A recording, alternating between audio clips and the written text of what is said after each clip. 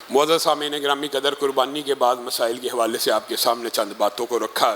ان میں سے ایک مسئلہ یہ بھی ہے کہ قربانی کا جانور انسان خرید لایا، قربان کرتے ہوئے یہ جو ممانعت قربانی کے عیب ہیں وہ وقوع پذیر ہو جائے تو اس کی قربانی ہو جاتی ہے کہ نہیں؟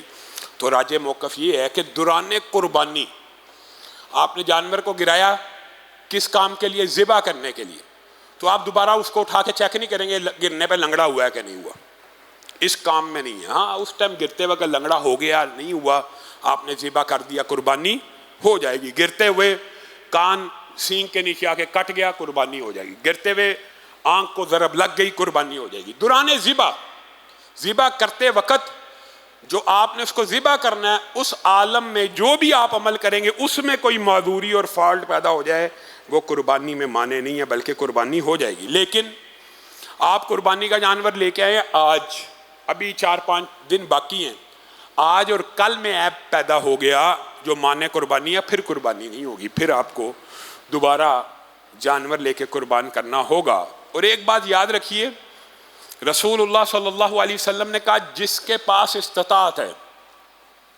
جس کے پاس استطاعت ہے، استطاعت سے مراد عید کے ایام آگے ہیں، یہ کسی کی جیب میں 30-40-50 ہزار یا 25,000 23,000 گائے کے حصے کا، یا آپ یوں سمجھ لیجئے 20,000 سے لے کر 60-70 ہزار روپے تک موجود ہے کسی کی جیب میں، اور وہ مسلمان ہے اور وہ کلمہ گو ہے، اگر وہ قربانی نہ کرے تو رسول اللہ صلی اللہ علیہ وسلم نے فرمایا پھر وہ مسلمانوں کی عیدگاہ کے قریب بھی مت آئے۔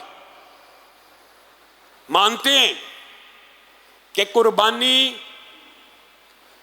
اس طرح تقیدی ہے، یہ تقید ہے کہ نہیں؟ یہ سنت موقدہ ہے کہ نہیں؟ یہ رسول اللہ نے حکم دے دیا کہ نہیں؟ قرآن پاک میں فصلی لربک وانحر ہے کہ نہیں؟ متعدد آیات ہیں۔ مانتے ہیں کہ قربانی اس طرح فرض نہیں ہے کہ جس طرح نماز روزہ فرض ہے، لیکن اس کی اہمیت اتنی بھی کم نہیں ہے کہ جیب میں پیسے بھی پڑے اور قربانی نہیں کرنی۔ پھر وہ بندہ رسول اللہ کی حدیث کے مطابق ہماری عیدگاہوں میں مت آئے کہ قربانی کا شعار ہے، یہ شاعر اللہ ہیں، پورے مسلمان قربانی کر رہے ہیں اور تو نہیں کر رہا۔ اور پھر ہمارے معاشرے میں کمپیریزن کیا جاتا ہے، یار قربانی کی جگہ کولر لگوا دو، قربانی کی جگہ جہیز بنا دو۔ یہ بھی ایک عجیب فلسفہ ہے۔ ہر سال لبرل اور ملحد مافیا کبھی اینڈرائیڈ فون خریدنے سے پہلے نہیں کہے گا، کبھی ویلنٹائن ڈے سے پہلے نہیں کہے گا، کبھی غبارے اور کیک کاٹنے سے پہلے نہیں کہے گا کیک کی بجائے غریب کی منہ میں 2 لقمے ڈال دیے جائیں، کبھی 1 لاکھ کا اینڈرائیڈ خریدنے سے پہلے کولر لگوا دیا جائے، کبھی اواری پی سی میں کھانا کھانے کا 20,000 سے پہلے کسی غریب کو چارپائی دے دی جائے۔ یہ ساری کی ساری باتیں صرف شعائر اللہ پہ ہیں۔ سیمٹ کی بوری مسجد میں دینے سے بہتر ہے، قربانی کرنے سے بہتر ہے، حج کرنے سے بہتر ہے۔ کولر بھی لگنا چاہیے، غریب کی بیٹی کی شادی بھی ہونی چاہیے، جہیز بھی بننا چاہیے، لیکن جو ایام جس عبادت کے ہیں ان ایام میں اس عبادت کی نفی کرنا اور اس کو کنڈیم کرنا، یہ بھی شعائر اللہ کے خلاف بغاوت ہے۔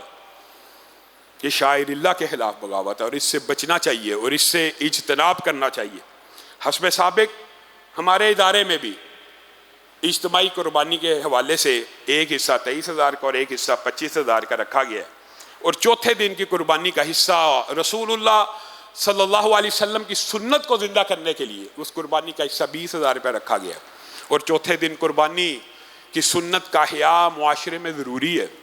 ایام تشریق، ایام معدودات، ایام معلومات، ساری عربی لغت جاننے والوں کو پتہ، ایام تشریق، ایام کس کی جمع ہے؟ یوم کی، تثنیہ کے لیے یومین، اور کم از کم 3 کے لیے ایام کا لفظ استعمال ہوتا ہے۔ ایام تشریق، ایام معدودات، ایام معلومات، اجماع امت ہے۔ یوم النحر قربانی کے دن کے بعد کے ایام ہیں، اور کم از کم کتنے ہیں؟ 3۔ قرآن پاک کی جو آیت ہے حاجیوں کے لیے فمن تعجل فی یومین، اگر آپ اس کو ہی پڑھ لیں تو آپ کو پتہ لگ جائے گا کہ 4 دن کی ہوگی تو تعجیل 2 دن ہو سکتی ہے، ورنہ تو حاجی 11ویں کو واپس آ جائے۔ اگر 3 ہی دن ہو تو 2 دن کی تعجیل 11ویں کو، ایسا نہیں ہے۔ ہاں جو حدیث ہے چوتھے دن کی، اس کی سند کے اوپر بعض ساتھیوں کا اعتراض ہے، وہ اعتراض اگر پس پشت بھی ڈال دیا جائے تو 4 دن کی قربانی تو قرآن سے ثابت ہے، سنت سے ثابت ہے. تو اس کے اوپر بھی اختلاف لمبا چوڑا نہیں ہونا چاہیے. چوتھے دن قربانی کرنی چاہیے انشاءاللہ. نماز عید الاضحیٰ 5:45 پر اسی پارک میں ادا کی جائے گی. سب ساتھی اپنی فیملیز کے ہمراہ، عورتوں کے ہمراہ، حتیٰ کہ رسول اللہ صلی اللہ علیہ وسلم نے کہا وہ عورتیں بھی آ جائیں، وہ عورتیں بھی آ جائیں جو مسجد میں داخل نہ ہو سکیں، یعنی ایام میں وہ عورتیں بھی ہماری عیدگاہوں میں آئیں تاکہ مسلمانوں کی دعاؤں میں شامل ہو جائیں. اور آپ سب ساتھیوں نے ایک اپنی ٹریننگ اور تربیت یہ بھی بنانی ہے کہ قربانی کے جانور کا گوشت، قربانی کے جانور کی کوئی چیز بطور اجرت دینا جائز نہیں ہے، بیچنا جائز نہیں ہے. کوئی فقیر کو دے، فقیر بیچ سکتا ہے، فقیر گوشت بھی بیچ سکتا ہے، فقیر کھال بھی بیچ سکتا ہے، فقیر کی مرضی ہے. آپ نے دے دیا، آپ نے اللہ کے لیے دینا ہے. لیکن آپ کھال کو بیچ کر اس کا پیسہ نہیں کھا سکتے. آپ کھال کسائی کو بطور اجرت نہیں دے سکتے. آپ نے وہ اللہ کے لیے وقف کرنی ہے.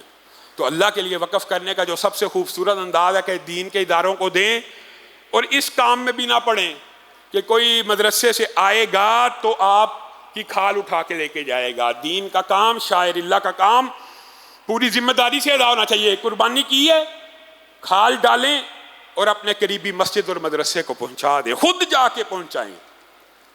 تب آپ نے قربانی کے فلسفے کو اور اس مفہوم کو اور اللہ کی راہ میں ڈونیٹ کرنے کے مسئلے کو سمجھا. آخر میں